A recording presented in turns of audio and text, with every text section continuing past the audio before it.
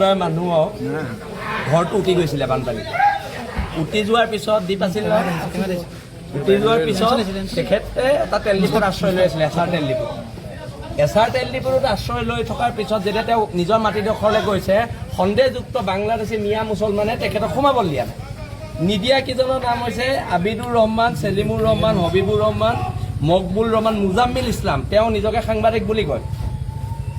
মুছিদা বেগম, সেলিমা বেগম, আনোয়ারা বেগম, মসনিকা বেগম আৰু সুবেৰা বেগম, এই 10টা নাম আমি পাইছো আৰু মানুহ জড়িত আছে। এটা কথাটো হৈছে সিহঁতক কোনে এতিয়া এৰেষ্ট কৰিব? অসম পুলিচে যে আমাৰ ল'ৰা যে মাৰি যে পেলালে ৰাতি চলে বলে কৌশলে মাতি নি পেলাই ল'ৰাটো মাৰি পেলালে ঘৰত থকা ল'ৰাটো। এতিয়া অসম পুলিচে কি কৰিব? এতিয়া আমি অসম পুলিচলে, শিৱসাগৰ এছপিলে, শিৱসাগৰ ক্ৰাইমৰ এডিশ্যনেল এছপিলে, বিহুবৰ থানাৰ 2 নম্বৰী ছেকেণ্ড অচিলে আমি এতিয়া ৰখি নাথাকিম। আক্ৰমণ হৈছে, প্ৰত্যাক্ৰমণ হ'ব।